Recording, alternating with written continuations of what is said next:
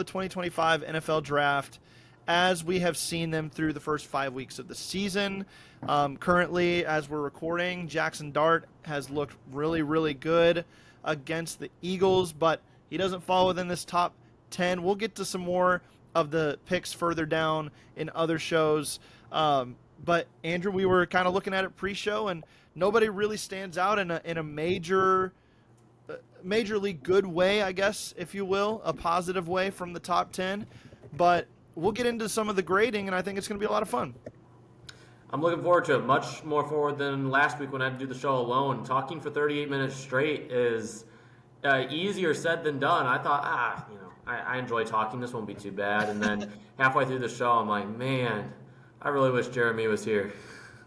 Well, man, I missed you too. I hated to miss it, but we had a lot going on over here, and just was not available last week.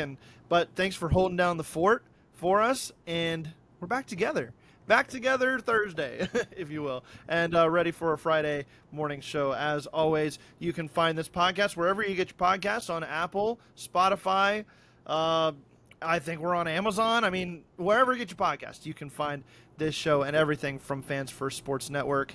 Let's do this, Andrew. Let's dive right in. Let's start at the top of the NFL Draft with the number 1 overall pick. The Tennessee Titans took quarterback Cam Ward out of Miami. And we kind of knew from the start that this would be a tough go for the young player, for the young quarterback, because the Titans, I mean, obviously a really bad team last year. They had the first overall pick in the draft, so it wasn't good. They retained a lot of the players that they had last year. They retained the coaching staff. They bring in Cam Ward into the mix, and a lot of fans were like, is this going to be enough to maybe catapult Tennessee into some kind of, not contention, but like competitive nature right off the bat? It hasn't been the case. But not all of that's Cam Ward's fault. I think we can obviously point to the rest of the roster and the coaching as potential issues. But if you had to just kind of look at the player, not in a vacuum, but with all of that factoring in and what we've seen out of him so far, what would you give the pick so far? That's what we're doing here. We're grading the pick, not necessarily the individual player specifically, but the pick. What would you grade the pick for Tennessee at this point? Well, I still love Cam Ward. I think he's going to be a really good quarterback. But if we're just basing it off, maybe I just had a little bit too high of expectations. I didn't expect him to light the world on fire this year, but decision-making's been a little questionable at times. He's not getting any help from his receivers. The receivers are not getting open in this offense at all. I'm going to give it a C+. I don't think Tennessee's issues are because of Cam Ward. I think he is a result of all the issues that have been going on. It's not to his fault if they get him a receiver next year and they can get him some more help along the offensive line. I think things will be much better for them. I think they have their guy for the future. He's getting some experience under his belt. But it's not been pretty so far. It's been a mixed bag. Good decisions, bad ones. I think with the cards he's been dealt, he's done fair. But it's not been enough to, lead them to a game that they shouldn't have won. He's not transcending like, say, a Jackson Dart is doing right now, transcending those expectations. The expectation was higher for Cam Ward, and rightfully so. And I think that he, and when it's all said and done, could very well be the best quarterback from this class. But he has not done as much, despite not having anything to begin with. He hasn't created something from his nothing. That's true. It's been a mixed bag on the field for sure. I still think the pick was the right one. Yes. But when you're talking about like the performance on the field and everything, I'm kind of in the same ballpark as you. I'm going B-, right? It was the right pick to make. And he's probably still going to be the best quarterback out of the class. And you see the flashes on the film, even for Tennessee. You look at the All-22 and you see some of the throws that he's making, some of the arm angle stuff that we liked coming out of college, and some of the anticipation and the ability to layer in throws. I think he's been fine from that perspective. You're absolutely right. He's not getting a lot of help, and you're absolutely right also that he's not transcending what he has either. It's been very hit or miss with him. And so a B- result on the field, but I still think it was the right pick. I think we both agree there. Don't have to spend a lot of time on him. Let's get to some of the other picks here. Obviously, you had the big trade between the Jacksonville Jaguars and the Cleveland Browns. The Jaguars moved up to number 2 from number 5 to take Travis Hunter. And I'm going to say right here that I love Travis Hunter. He was my favorite player in the draft. I think that he's going to be special. I think that he could be more special. And I think that the Jacksonville Jaguars are doing him a disservice in how they have been utilizing him so far this season. They're underutilizing him on offense at receiver, and they're not putting him in the best spots at corner. What do we know about the cornerback position, Andrew? You have to be on the field. You have to ride the ebbs and flows of a game. You have to get in rhythm. It's very much a confidence position, a feel position, and he needs to be on the field for it. I think that they could give him more, and maybe they're just slowly rolling him into it, but I think that they could be giving him more work on both sides of the ball and more consistency, and you see the flashes of elite athleticism, field presence, field awareness. So I love what I've seen from him individually so far, but I have to say that the Jacksonville Jaguars are underwhelming in their utilization of him, so I'm going to give this pick a C- at this point from my perspective. Yeah, they have not. It's weird because they're exceeding my expectations for them, but they have not impressed me the way that they've utilized Hunter, and all that kind of goes back to the original point I made during the draft process. Like, I don't know that having him play both sides of the ball is the best decision to make. Maybe he's still going to try to prove that he can play both, but you've got to commit to one at some point. If they're not going to play you more than what they're playing you right now, you need to just commit to one where you'll be a full-time starter with one of them, because he's not getting into sync with the quarterback. He's not getting into rhythm as a corner. He's not I don't even think it's necessarily because of Travis Hunter, but like you said, that he's not being put in a good position to succeed. If you want to test him out as a dual player, play him more snaps on both sides of the ball and see how much he can truly handle. And if he can't, then this offseason you can focus on specifically one, whichever one you want him to play. Because he's not doing a whole lot of good for either side, at least not enough to move the needle. So I'm going to give this one a C. Like, I know our grades are kind of close, but I think we're seeing pretty much the same thing here. Well, I have felt since the process that I think he can handle whatever you want to throw at him on both sides of the ball. So I think that he could very easily be maybe not a superstar at both positions, but like a plus player at both spots. Absolutely. If I had to pick one, though, like where I would play him if I were going to pick one position, it would be wide receiver probably, after what I've seen so far this year. I just think he's special with the ball in his hands. I don't know if you agree with that or disagree with that, but that's where I would go. If I had to say, Travis, you're playing one position for the rest of your career, I'd probably pick wide receiver at this point. And before you give your response, I will say, too, if that is what they end up doing, then they should have never traded the haul that they did to move up 3 spots to go get him. They should have let Cleveland have him. That's exactly right. They kind of got themselves into this hole. And I don't want to bash the team that's doing better than everyone else thought, but it's not great management if you're trading multiple first-round picks to go up and get a guy that's not a quarterback. You're drafting him with the intention of playing him. You're getting 2 players for 1 in a sense. So either use him as 2 players for 1, or you shouldn't have traded up and gotten him. But you have that fallback option. Okay, if he's not working out both, we can try him at 1.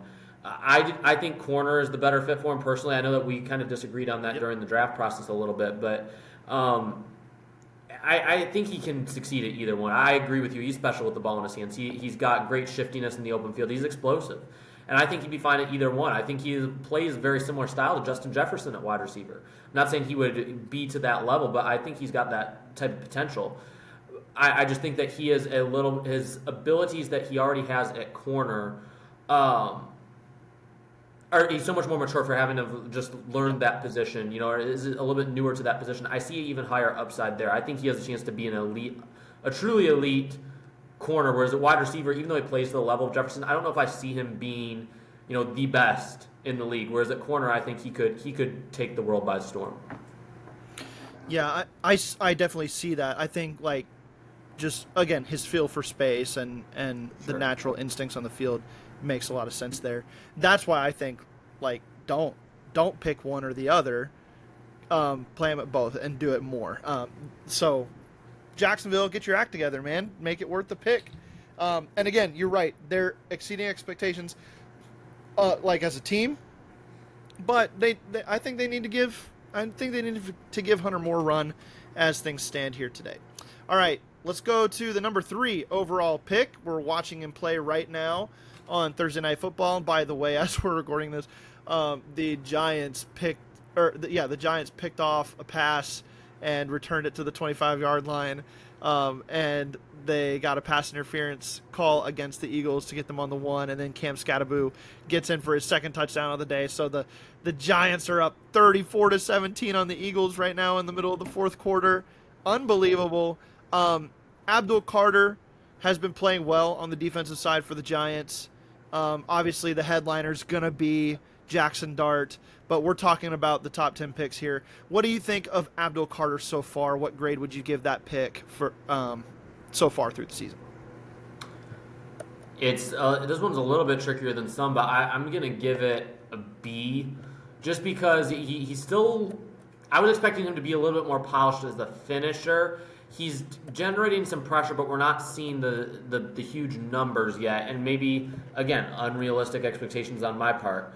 But I felt like the fact he's not going to be seeing a whole lot of double teams to begin his career because of all the other pass rushers they have in that front, I thought that he would have a lot more opportunities than what he's had to get home and just put up these crazy numbers. And as a pass rusher, he's not quite there fully yet. We've seen flashes, but it's not been anything sustainable. So for that reason, I'm going to give him a B. I like what I've seen from him. We see the tools, we see everything there, but I want to see him finish. Yeah, I agree with that. I'm trying to look it up right now. His his pass rush win percentage and things like that. But I'm gonna go ahead and give the pick an A because I think he's impacting games, and I think that some of the finish stuff is just because Brian Burns is so darn good himself. Brian Burns is getting home a lot, and Kayvon Thibodeau is as well. All three of those guys are playing really, really well, and Carter's kind of the chess piece of the three. He gets moved around a little bit more, even as a rookie. But I think that I don't think it's been too big for him, and I think that when you look at what the Giants wanted to do this offseason, it was kind of what the Texans did when they went C.J. Stroud, Will Anderson back-to-back. Obviously, you had to go a little bit different route with it if you're the Giants, getting your defensive superstar off the edge. I believe we agree it's the second most important position in football behind the quarterback. You can have offensive tackle in that conversation, obviously, as well. It's a top 3 value position at the edge rusher. And then they went and got their quarterback later in the first round as well. So the process was good. I think he's played well. And I think that he's going to be an impact player for them as the rest of the season commences here too. So I'm fine giving this one an A. Yeah, I understand where you're coming from. I don't necessarily think that's like a bad grade or anything like that. I'm just kind of waiting for those stats to show up, and I think they'll come. I think they will. But it's just that last initial step. I feel like it's just that transition from college to pro, right? And college, the game is at a different speed. And with Carter, it was so much easier to get home against lesser competition. But against pros, he's just that split second late. And I think getting a little bit cleaner first step out of his stance, I think they'll go a long ways in terms of just his overall development. Because that was a minor issue in college, but never affected him because he had so much sheer power and athleticism, it didn't matter. But now those technical aspects are starting to matter a little bit more.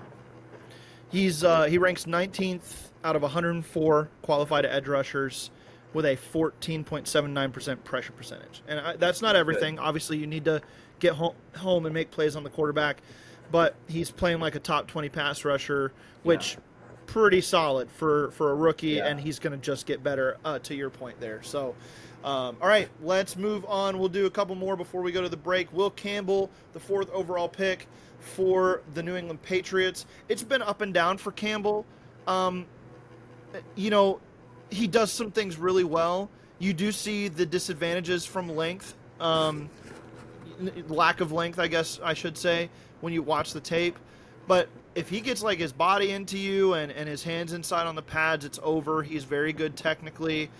His feet are very good. I think that the Patriots are overachieving.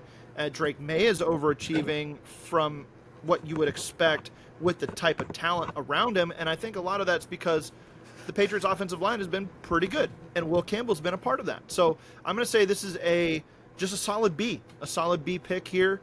And I think that the upside for Campbell is going to be even higher as he learns how to minimize some of the disadvantages that his lack of length can give him. So a B for me for Will Campbell. This one will probably surprise you a little bit, but I'm going to give this one an A.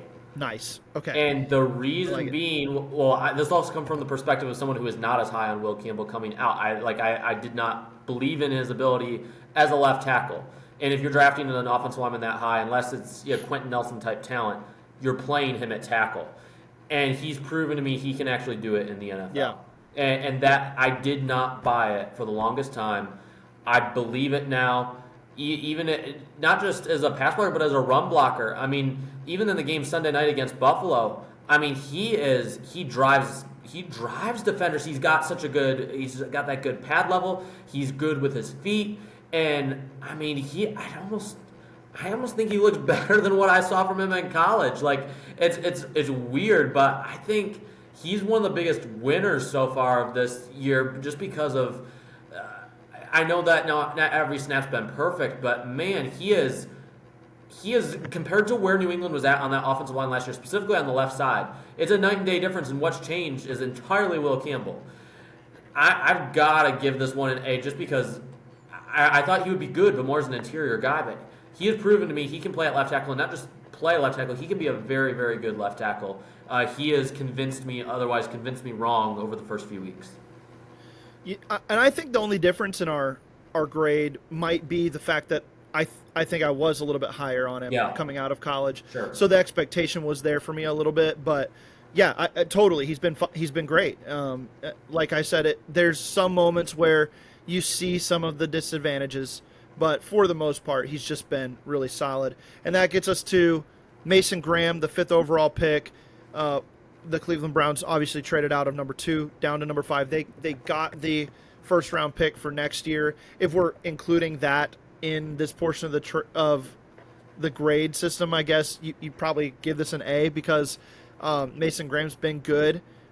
He's been impactful on the interior, and actually, like, his presence along, like, on the opposite side of Myles Garrett is just letting Malik Collins feast in the middle of that defensive line for the Browns. Who would have thought that Malik Collins would be like a top 3 interior defender 5 weeks into 2025? I think he's been great. And when you count in like the fact that the Browns got him and they get that first round pick next year as a part of that package, the pick looks even better. So I don't know what your grade is, but I think it's an A for me for the Browns here.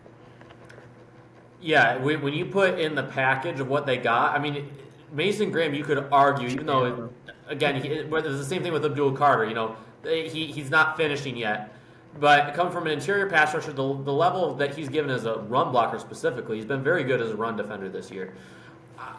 And you put the package that they got, and we thought they were all going to take Travis Hunter at number 2, at least the 24 hours leading up to the draft. We're like, oh, the Browns are going to take Travis Hunter at 2 now. If you compare that to what they got with Mason Graham, that in and of itself, Mason Graham may have provided just a little bit more so far than what Hunter's provided, not because of Hunter, but because of Jacksonville and the situation there. But he's provided that, and then put into account what they got in return with Mason Graham.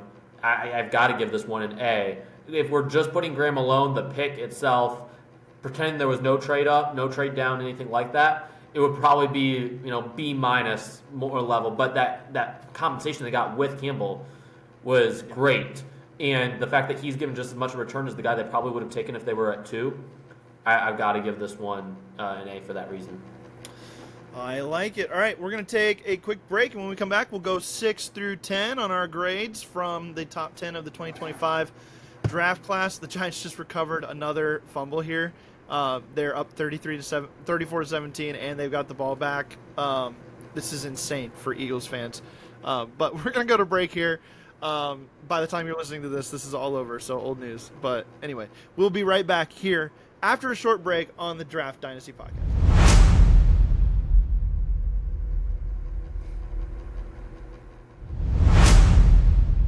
All right, welcome back to the Draft Dynasty Podcast. We are here on the Fans First Sports Network and Pro Football Insiders. We are discussing the top 10 of the 2025 NFL Draft and giving our grades 5 weeks through the season. Andrew, I know that we do a lot of looking ahead at the classes to come. So when you look at some of the, the results so far from the 2025 class, what would you say is like your overall takeaway from the entirety of the class before we dive into a couple of these more individual players here? Has it lived up to expectations? Like, okay class, but maybe some more depth down the road. The first round wasn't super flashy, I guess. Obviously the lack of quarterback options. Is it kind of as advertised? Is it better than advertised? Is it worse than advertised? Where would you sit with the 2025 class overall at this point? I would say that from top to bottom, it's exceeded where I thought it was going to be because I was so low on this class as a whole. Okay. The first round overall has not impressed me as much. We see the talent, but it's very unpolished talent, and once you get into I very much think the skill players in this draft at easy positions like running back in places where we thought that there was some depth, it's going to save this class from looking like a total disaster. And we're seeing some of these running backs like Scadaboo that are making an immediate impact. I mean, Genty is living up to expectations, at least he has the last couple weeks. And like those guys are doing exactly what they're supposed to do. And you've got the few surprises sprinkled in there. And you've got a couple quarterbacks that are playing okay. So I think that will save it. But overall, I mean, who's the true highlight defenders from this class that have just been lighting the world on fire? Where are they? Yeah, so far they don't exist that much. Yeah. Some of it's been injuries. I mean, Michael Williams for San Francisco, he's been, off and on the field. Jahad Campbell's been good. I'm sorry? Jahad Campbell for Philly has been good overall. Jahad Campbell's been good. Jahdae Barron's been good in Denver. I think he's played well. Let's see here. James Pierce and Jalen Walker, like, together are actually doing pretty well in Atlanta, which is it's kind of strange because we hated on that pick or on the trade. Actually, the last 2 drafts for the Falcons, like, a lot of hate out there for those 2 drafts, and Michael Penix Jr. has been okay this year, I guess, and those pass rushers are working out, it seems like, so far. So process wise maybe we can hate a little bit, but right now the players are making decent impact for them. I think the one though, like, we're still waiting on Walter Nolan to get healthy. Derek Harmon was hurt early on in the season as well, so we're waiting for him to get rolling. Malachi Starks, that whole Ravens defense has been terrible. Tylee Williams might be the best player out of the first round right now on defense, along with Jahad Campbell. So that's kind of fun to consider there. He's been all right, good. let's jump into the back half of the top 10 here. Ashton Genty, Andrew, what's your grade of this pick so far through 5 weeks? It's weird because it's running back spot, so I can't give it an A because I automatically, for taking a running back, especially in the top 10, I can't give this an A. But he has played well. He is one of the very few bright spots on this Raiders team. I'm gonna give it a B because I feel like that's the highest I can do that without being a hypocrite. So I'll give it a B, but there's nothing that Genty can do to improve that score. He has ran the ball well. He has caught the ball well. He is, overall, I'd say he's been a pretty good pass blocker as well. Probably better than some of the offensive linemen that they've had on that team. Yeah. So I'm going to give this one a B just because he's a running back, and no team should draft a running back that high because, like, what is he really doing to make this team that much better and win this team games? But as a player, he's doing just fine. So I think this is where it's like grading the pick versus grading the player. The player, it's an A. I think he's been as advertised.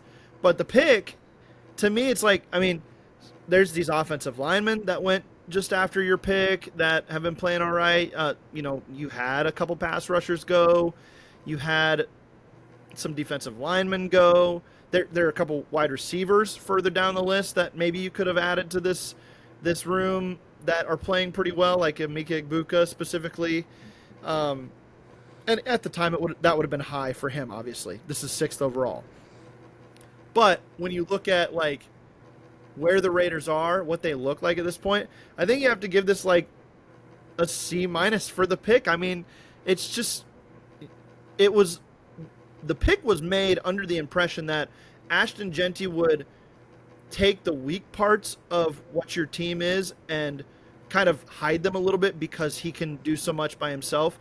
And to your point, you can't do that at the running back position typically. I mean, there are too many other things that your team relies on to be good on both sides of the ball that running back should not be prioritized that high. So to me, it's like grading the player versus grading the pick here. I give the pick like a C.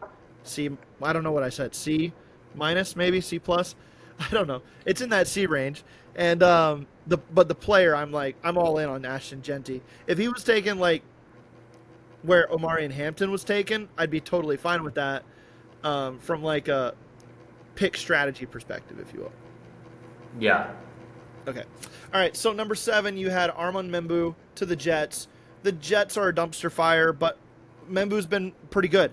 Like week 1 against our Steelers, he basically shut out TJ Watt. I mean, he looked really good in that game. There have been some other moments where he's looked really good. He got worked a little bit this last week by some stunts and stuff like that made him look a little out of place. But overall, I think he's been fine. I would say that this pick for the Jets, like process-wise, I like this better than the Genty pick, and I think that he's been fine. So I'm going to say a solid B+ for this pick for my grade here.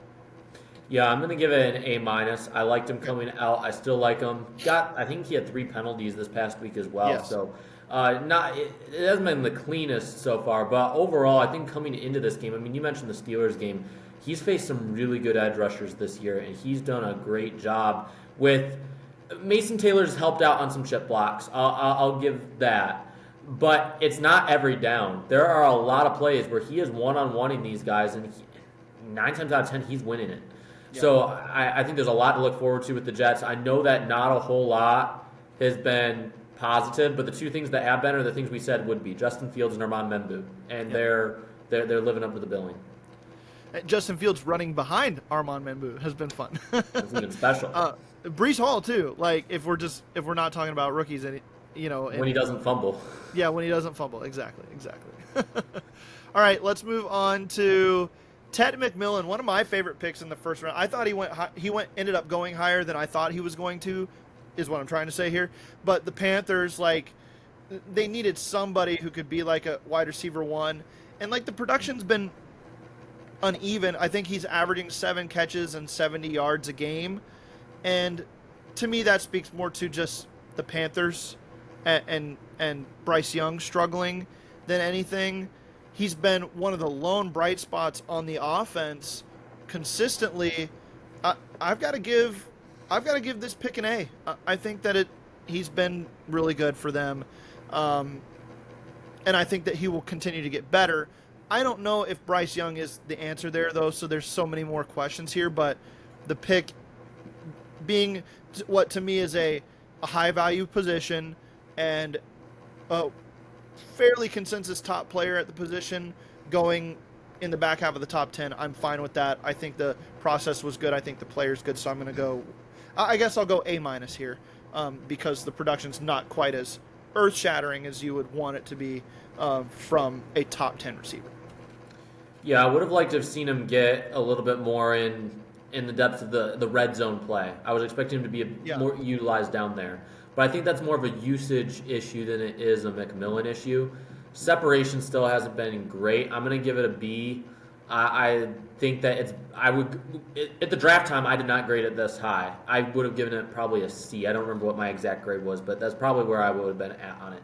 I was not as high on Ted McMillan. I had him ranked significantly lower. But again, this goes back to what we were talking about earlier with guys like Will Campbell. It's that whole expectation factor.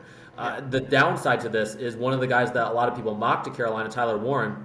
If you compare him to that, it's like, man, maybe Tyler Warren would have been a better pick. True. Maybe he could have helped out a little bit more. Maybe one of these defensive players that are doing well. I know James Pierce wasn't really considered up that high, but even him or Jedi Barron, there were other guys that could have helped them more, I think, than what McMillan has.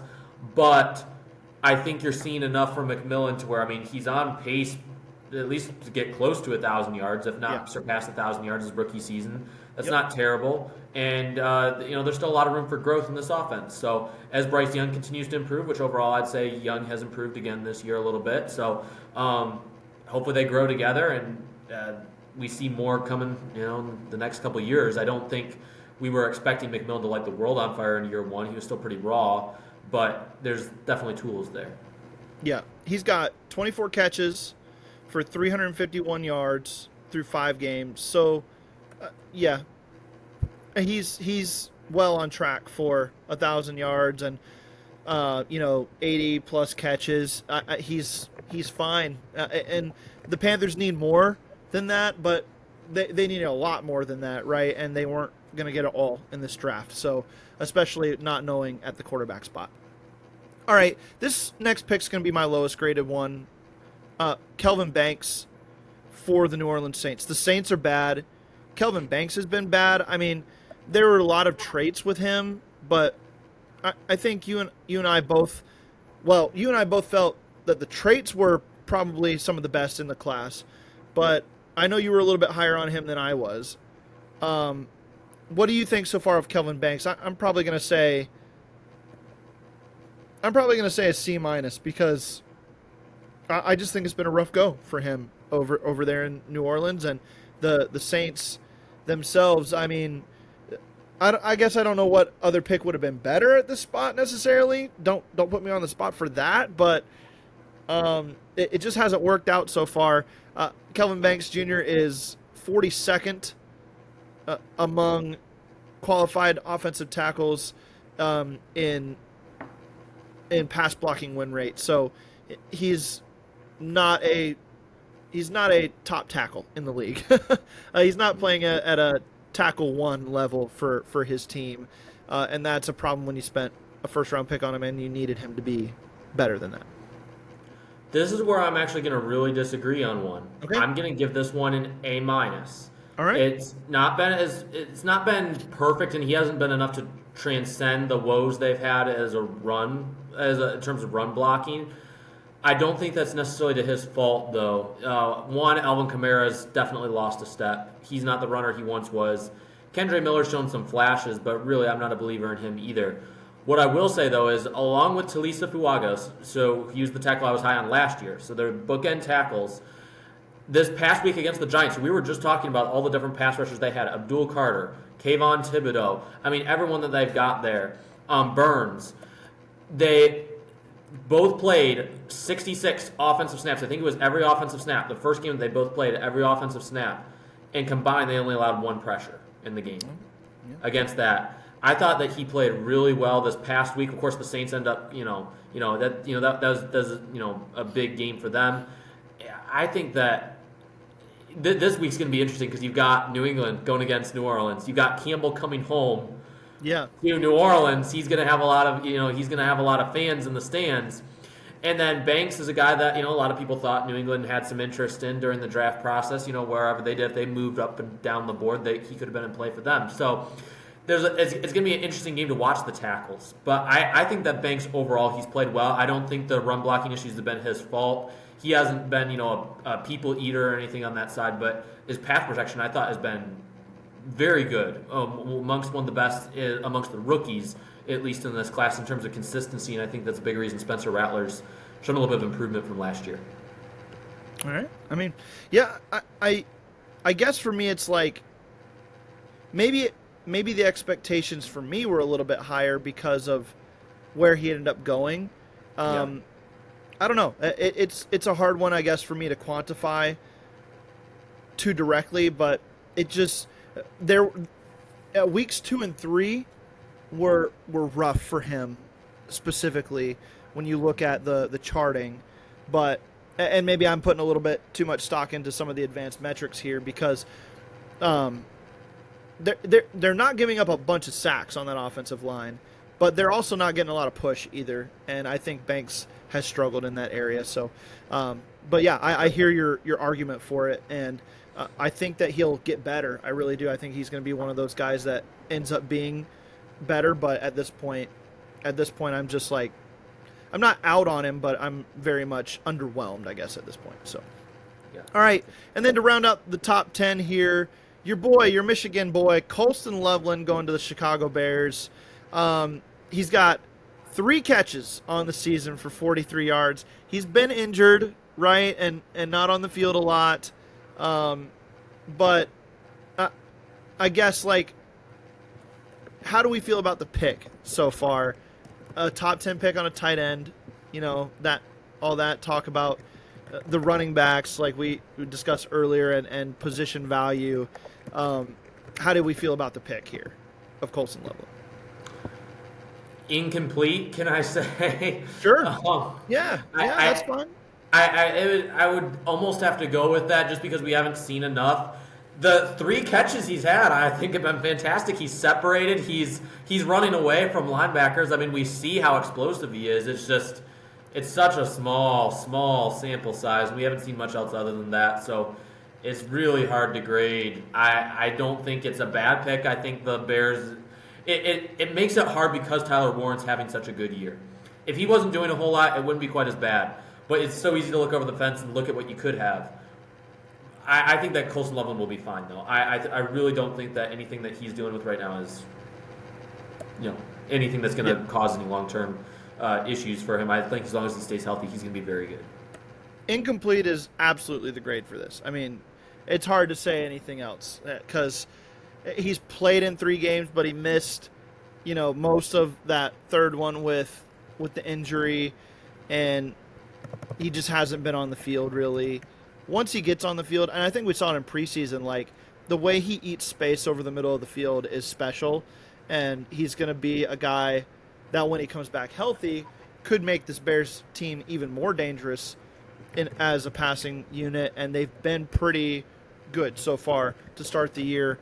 Started out a little bit slow, but they've been really they were really good in weeks 3 and 4 before their bye week this last week. So I expect him when he gets healthy to be a part of it. So I'm totally fine with an incomplete grade for him there. And not incomplete is our show. We are done with what we were trying to accomplish as far as the topic for the day. But Andrew, I did want to give you a chance, as always, to highlight some of your college games and athletes of the week that you want us to pay attention to as we look ahead to the players that are going to make an impact in the draft this next year and make an impact on Saturdays this week. Well, I'm really holding out my hopes that Illinois will give your Buckeyes a run for their money. I'm not going to hold my breath on it, but we'll maybe they'll play with them for a couple of quarters since it's in Illinois. I don't think they'll play with them long term, but there's another game going on at that same time window. You got Alabama and Missouri. That is going to be a really good game, and 2 guys I want to highlight in that one are the wide receivers. You know that I love my wide receivers. Kevin Coleman Jr., he's had a solid start to the season so far. Smaller, needs to add a little bit more weight to his frame, but he's electric in the open field. He's got good hands. He's dangerous after the catch. He separates well. He's quick off the snap. He gets a good start. I really like what I've seen from him. And then on the opposite side, Jeremy Bernard. I think that he is, I believe Kalen DeBoer has kind of said, hey, he's kind of our number one right now. Williams is struggling with the drops and whatnot. Jeremy Bernard has 392 receiving yards and 5 touchdowns this year so far. So he's having a pretty solid season overall, and he's more complete. He's 6'1", 204. He's bigger. He's may not have quite the same upside that Williams has. Might not have the same level of explosiveness, but still a very, very solid all-around wide receiver. I'd say he's almost like a stockier Jerry Jeudy, kind of like not to the level Jeudy was. Jeudy was dominant, and I loved him, Jerry Jeudy, in college. He was great. But if you're talking about an Alabama comp, I don't see as much Deebo Samuel, not necessarily as much versatility, but a similar build to Deebo. 6'1", 204. But that type of player, I think he could have a really big impact in the NFL. Those are kind of the top 2 guys I'm really watching this week. But I will mention in the 3:30 game, the Red River rivalry, you've got Oklahoma and Texas. John Mateer coming back from injury. That's a big game for him on the road. If he can get a convincing win there, that helps his draft stock. And then you got Dante Moore against Fernando Mendoza. I mean, we're seeing good quarterback matchups each of the past few weeks, which is great for college football. But that's where the meat of this draft is going to be. The league is quarterback hungry, and that's what people are paying attention to. And that's what you should be paying attention to as well. Yeah, that one's a lot of fun. By the way, I just have to throw this out there because, Ohio State started it this year, but Texas being ranked number 1 overall, I mean, what were we doing with that? What were we doing with that, with the preseason poll and everything? They're unranked, Andrew, after 5 weeks. It's 6 weeks, excuse me. It's just like, it was all name hype. And I mean, big names across the board, not just Arch Manning, but like they had all the names. They had the recruits. Obviously, they had the coach in Sark, but like it's just not coming together for them this year. It's rough. But to have them number 1 always felt a little bit misplaced, and now they're not even ranked. Crazy college football world we live in. But if I can, Andrew, I think this ACC matchup between Pitt and Florida State is really fun, even though neither team is like really in the mix for the playoffs at this point, obviously. But that's just a fun ACC matchup, and you've got some players playing really well for both teams. So I think that one might be pretty low scoring. That might be a defensive struggle over there at Florida State, but I think that'll be a fun one too, for a back end of the top 25 type game. So, all right, good stuff, Andrew. I think that does it. Anything coming up for you on the websites or anything that you want to highlight before we get out of here? Once I have a little bit more to report on the quarterbacks, going to do some quarterback rankings. I mentioned them on the show last week, the top 5, but it's so fluid right now. There's so many guys jockeying for those top positions, so we'll have some more on that on the editorial side coming out probably some point in the next couple of weeks. My schedule is incredibly busy these next 2 weeks, so we'll get that out as soon as possible. I'm not like Mel Kiper and cranking rankings out every week now, and with their podcast that they're doing like multiple a week now, it's crazy. It's like, where was this for all these growing up years that I had? Right. But anyways, there will be some coming out. No timeable on it, but keep an eye out for it. We are going to have that coming out in the near future. Good stuff. Be sure to check out my new YouTube channel, Betts Talks Ball, on YouTube. We've got a lot of clips from some of the shows that I do for Steel Curtain Network, Pro Football Insiders, and Fans First Sports Network. I'm doing a weekly show now on there as well as for PFI, so check that out, Betts Talks Ball. And then on the editorial side, lots coming out for both websites. I did a Jalen Warren feature for the Steelers this week, and then also we're doing a lot of fantasy stuff for PFI as well as some league-wide. I do my power rankings every week and top games of the week, things like that. So check all that out on the editorials. Be sure to follow the podcast. Follow me on X at @thebets93 and stay tuned for more. We will be back next week, Andrew, with more on the Draft Dynasty Podcast. Until then, keep drafting, everybody.